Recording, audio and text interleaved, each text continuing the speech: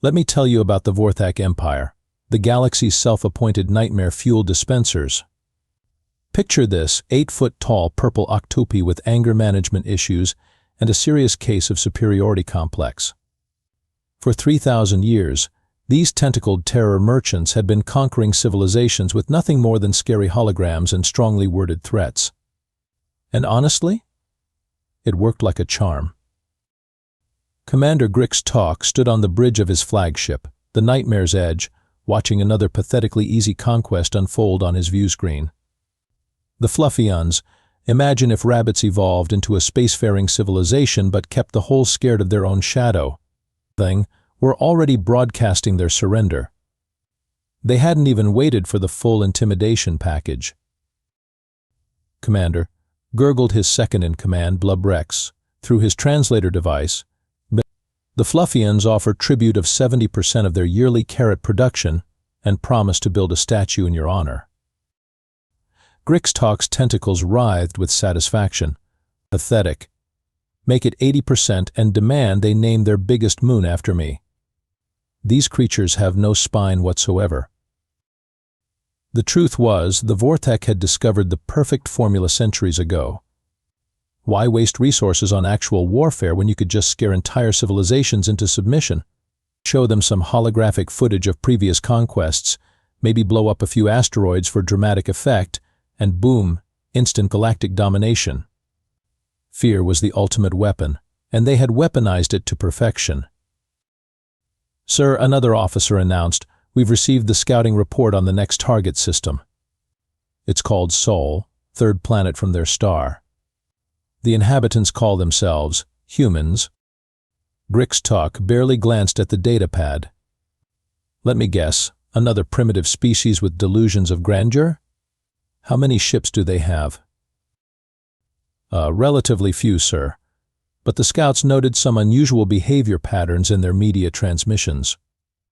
Spare me the details. Grix Talk waved a dismissive tentacle. Schedule our arrival for next cycle. I want this wrapped up quickly. I have a massage appointment on Zephyria Prime, and these lesser species are cutting into my relaxation time. As the Nightmare's Edge set course for Earth, Grix Talk congratulated himself on another routine conquest. After all, what could possibly go wrong? They had never encountered a species that didn't immediately wet themselves at the first sight of a Vorthak battlecruiser. This Earth would be no different. How wrong he was about to be.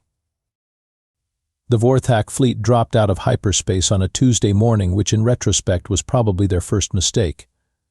Humans, as it turns out, are particularly sarcastic on Tuesdays. Commander Grix Talk activated the standard intimidation protocol. Massive holographic projectors painted the sky above major Earth cities with images of burning worlds, conquered civilizations, and the mighty Vorthak armada in all its tentacled glory. The surrender demand echoed across every communication frequency on the planet. Greetings, insignificant species of Earth, his translator boomed across radio waves and internet streams alike. We are the Vorthak Empire, conquerors of 1,000 worlds.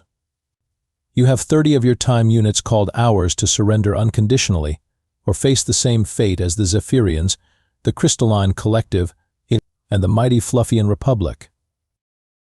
Grix Talk settled back in his command throne, tentacles crossed smugly. Any moment now, the panicked surrender broadcasts would begin flooding in. Instead, his communications officer looked confused. Sir, we're receiving multiple transmissions, but they don't appear to be surrender offers. What do you mean? Grix Talk snarled.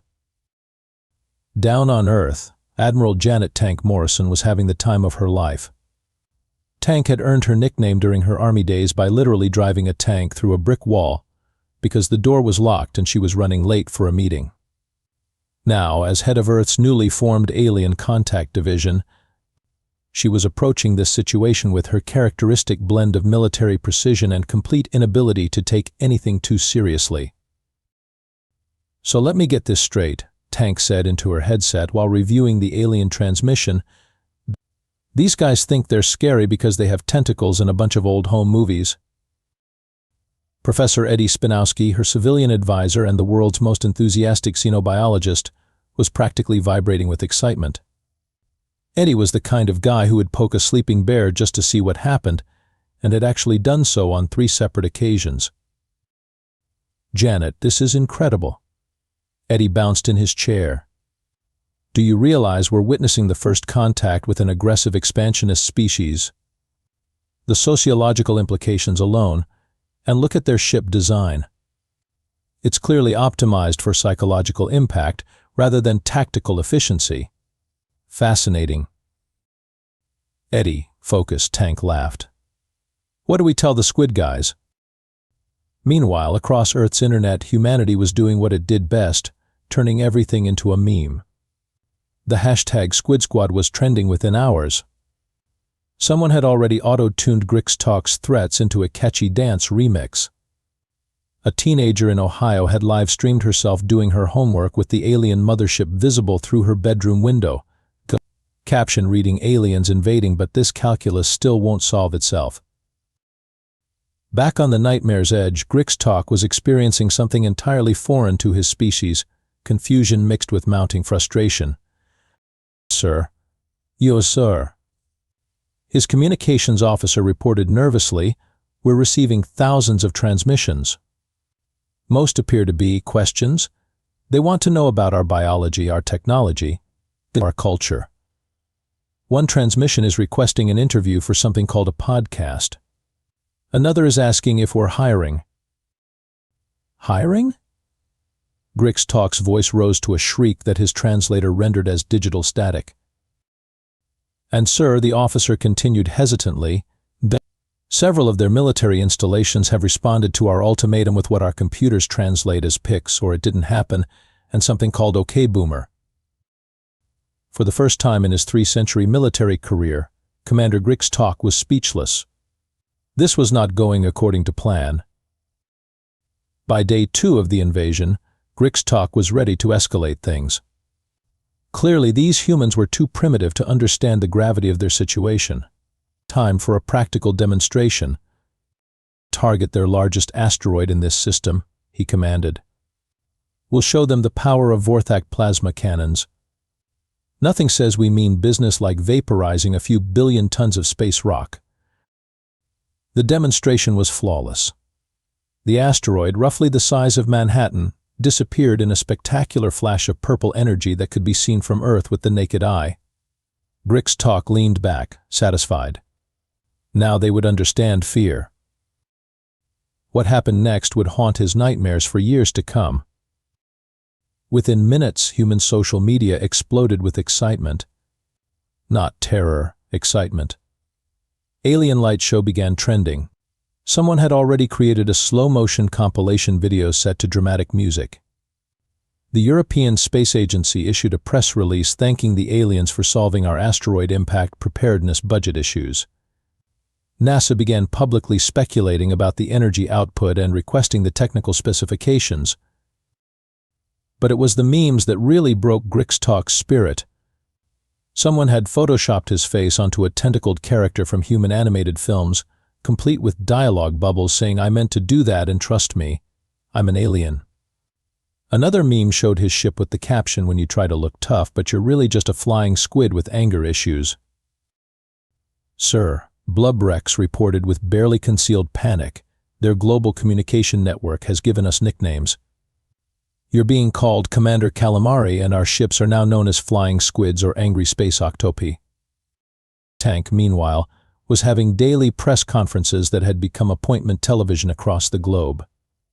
Her approach to intergalactic diplomacy was refreshingly direct. "Look, Commander Calamari," she said, addressing the cameras while knowing the aliens were monitoring all broadcasts. "We get it. You guys are used to everyone being scared of you. But here's the thing, we're humans. We made horror movies for entertainment. We invented extreme sports because regular sports weren't dangerous enough. Last week, a guy in Florida wrestled an alligator just to impress a date. You're going to have to try harder." Eddie had set up a research station and was live streaming his analysis of the alien technology 24/7. His viewer count had reached millions. What's particularly interesting, he explained to his global audience while pointing at the alien ship hovering overhead, is how their design prioritizes intimidation over functionality. See those spikes?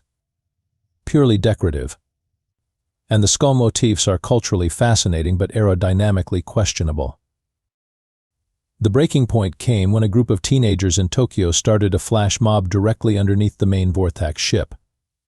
Hundreds of young humans gathered in the street, playing music and dancing while literally pointing and laughing at the mighty alien vessel above them. Someone had brought glow sticks. It looked more like a rave than a terror response. Grix Talk watched the live feed in growing horror. They're mocking us," he whispered.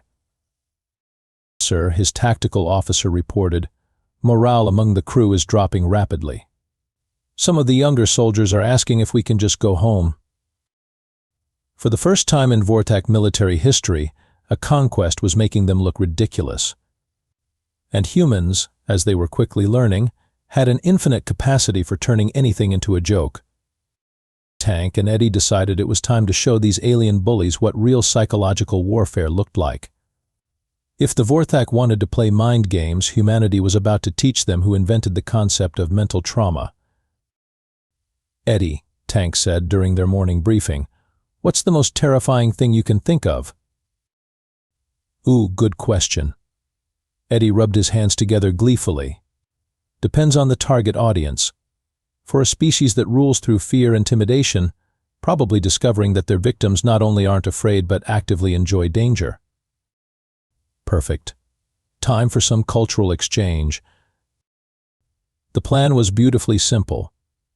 Instead of responding to threats with fear, humanity would respond with hospitality.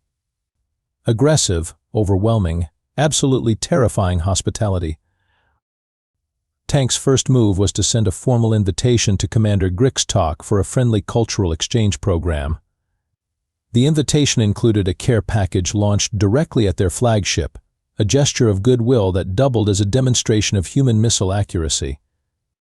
Inside the care package, a selection of human entertainment media, some Earth food samples, and a handwritten note from Tank that read, "Welcome to the neighborhood. Hope you like horror movies and spicy food. Xoxo, Janet." The movies were Tank's masterstroke. She'd carefully selected humanity's greatest hits in psychological terror. The Exorcist, Saw, Alien. The irony wasn't lost on her, The Ring, and for good measure. A few episodes of a reality show called Naked and Afraid. Eddie had contributed several documentaries about extreme sports, natural disasters, and a particularly disturbing episode about competitive eating contests. Within hours of the Vortex watching this entertainment, their entire command structure was in chaos. Sir Blubrex reported with trembling tentacles, "The humans create these images of terror for pleasure? Recreation? The computer analysis suggests they voluntarily consume fear-inducing content and pay currency to do so." Grix Talk was staring at a freeze frame from The Exorcist with the 1,000-yard stare of a broken being. They make their children watch this for fun? It gets worse, sir. The documentaries show humans voluntarily jumping from high places with only thin ropes to stop them from dying. Others deliberately enter enclosed spaces with dangerous predators. Some consume plants that cause them physical pain and call it delicious. The food samples had caused their own psychological crisis. The ghost pepper sauce had hospitalized 3 Vortex soldiers who had made the mistake of taste testing it. The surströmming, fermented fish that Swedes somehow considered food, had triggered a ship-wide evacuation of the entire deck where it was opened. But it was the follow-up transmission from Tank that really sent them over the edge. "Hey, Commander Calamari." Her cheerful voice broadcast across all frequencies. "Hope you enjoyed the movie night. Tomorrow we're planning to show you some human recreational activities. Ever heard of bungee jumping? How about swimming with sharks? We've got a guy in Australia who wants to introduce you to his pet crocodiles. They're really friendly once you get to know them." Eddie's contribution was a detailed presentation about human history. We thought you might enjoy learning about our past, his enthusiastic voice explained over footage of gladiatorial combat, medieval warfare, and extreme mountain climbing. These are just some of the activities humans developed for entertainment purposes. The presentation included a segment on human pets, specifically, the fact that humans voluntarily shared living spaces with predators like dogs, descendants of wolves, cats, efficient killing machines, and in some cases, actual wolves, tigers, and snakes. The humans, Grix Talk whispered to his command staff, keep death machines in their homes and call them good boys. By the end of the week, the mighty Vorthak Empire was experiencing its first ever fleet-wide panic attack. The psychological warfare reached its crescendo when humanity decided to share its greatest cultural achievement, the concept of hold my beer and watch this. Tank had compiled a highlight reel of human stupidity that doubled as a demonstration of humanity's casual relationship with mortality. The video opened with a man attempting to jump his motorcycle over a canyon, continued with footage of people surfing during hurricanes, and included several clips of individuals who had decided that wrestling with large predators seemed like a reasonable weekend activity. The thing about humans, Eddie explained in his narration, clearly enjoying himself, is that we have this wonderful phrase, seemed like a good idea at the time. This usually precedes our most spectacular disasters, which we then turn into entertainment for others. The documentary included a segment on human sports, activities that any reasonable species would classify as elaborate suicide attempts. Base jumping, free solo rock climbing, big wave surfing, and something called wingsuit flying that appeared to be humans attempting to become flying squirrels. Note, Eddie continued cheerfully, these are recreational activities. Humans do these things for fun, often while consuming alcohol, which impairs their already questionable judgment. But it was the section on haunted houses that finally broke Commander Grix talk completely. Humans. Me. Eddie explained over footage of people screaming in terror while navigating artificial horror scenarios, but create elaborate simulations of their worst fears and then pay money to experience them. They call this fun. Popular themes include being chased by fictional monsters, trapped in small spaces with disturbing imagery, and scenarios involving zombies, ghosts, and various forms of supernatural terror. Grix Talk watched in growing horror as humans voluntarily entered buildings designed to terrify them, screamed in genuine fear, and then emerged laughing and planning to return next year. "They pay for this?" he whispered. "Sir," his psychological warfare specialist reported with barely controlled panic, "our analysis suggests that humans have weaponized their own fear response. They've turned terror into a recreational activity." The final straw came when Tank sent another care package, this one containing tickets to a horror movie marathon, a haunted house season pass, and an invitation to try skydiving. "Thought you might enjoy some of our local entertainment." Her note read, "If you're still here next month, we're having our annual Extreme Sports and Horror Movie Festival. You're totally invited. P.S. We've got a guy who eats glass for entertainment. You have to meet him." The accompanying video was Tank and Eddie at an amusement park, riding a roller coaster that defied several laws of physics while screaming with what the Vorthak could only interpret as battle cries. They were followed by footage of humans at a horror movie premiere, cheering and applauding at scenes of fictional carnage. "Sir," Blubrex reported with a voice that had risen several octaves, "morale among the crew has collapsed entirely. Half the soldiers are requesting transfers to non-combat positions. The other half are asking if we can just pretend we never found this system." Grix Talk stared at the view screen showing Earth, a small blue planet inhabited by beings so terrifying they scared themselves for recreation. "Signal the fleet," he said quietly. "We're leaving." "Sir? We're retreating?" "We're not retreating," Grix Talk corrected with the last shreds of his dignity. "We're making a strategic withdrawal from a system inhabited by beings too dangerous to conquer. Mark Earth as a restricted zone. No Vorthak vessel is to approach this system under any circumstances." As the Nightmare's Edge prepared to jump to hyperspace, Grix Talk made one final log entry. Personal note: have discovered a species that treats terror as entertainment and danger as recreation. Conquest inadvisable. Recommend immediate psychological counseling for all crew members exposed to human cultural materials. The mighty Vorthak fleet fled Earth system, leaving behind only a brief transmission. Sorry to bother you. Have a nice day. 6 months later, the galactic political landscape had changed dramatically. Word of humanity's victory over the Vorthak Empire had spread faster than a viral cat video, which was particularly impressive considering most alien species didn't have cats. The Fluffians were the first to rebel. After intercepting human media broadcasts, they realized that beings who considered horror movies date-night material had successfully terrified their former oppressors into fleeing.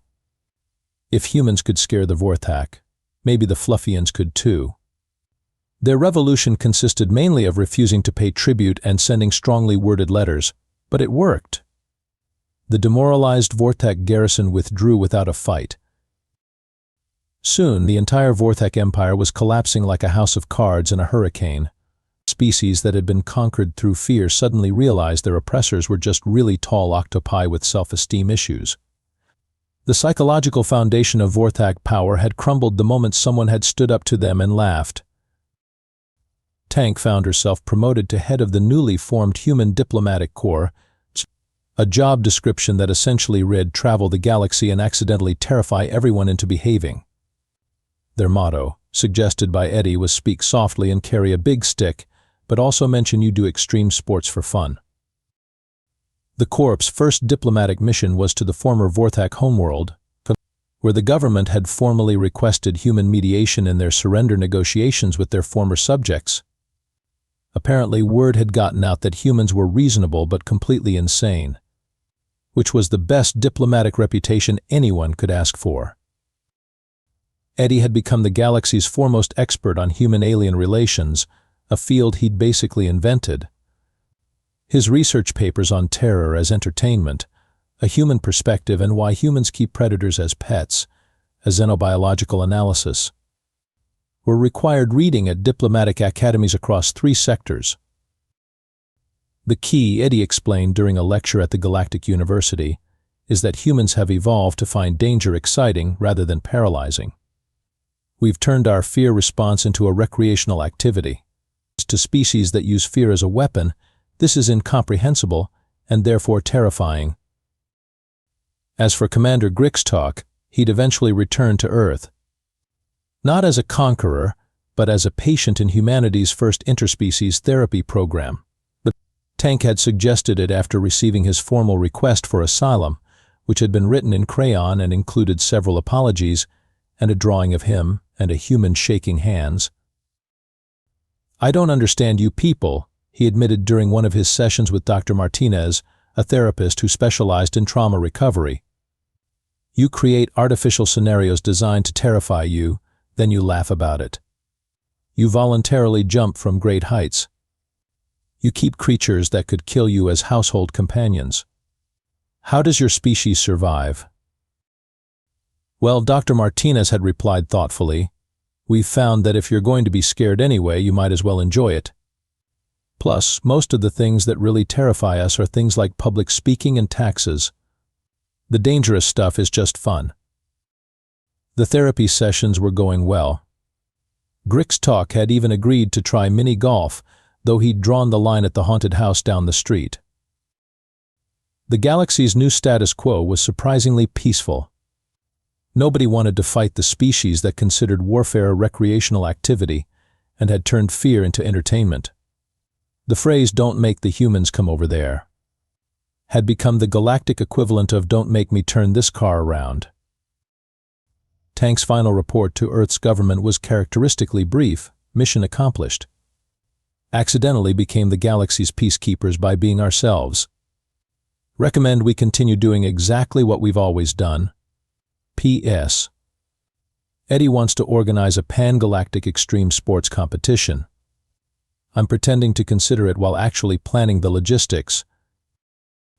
And somewhere in the depths of space, Former victims of the Vortak Empire were learning humanity's greatest lesson. Sometimes the best way to deal with bullies is to be so completely, bewilderingly fearless that they scare themselves. The universe, it turned out, was a much more interesting place when the scariest species was also the one that considered terror a form of entertainment.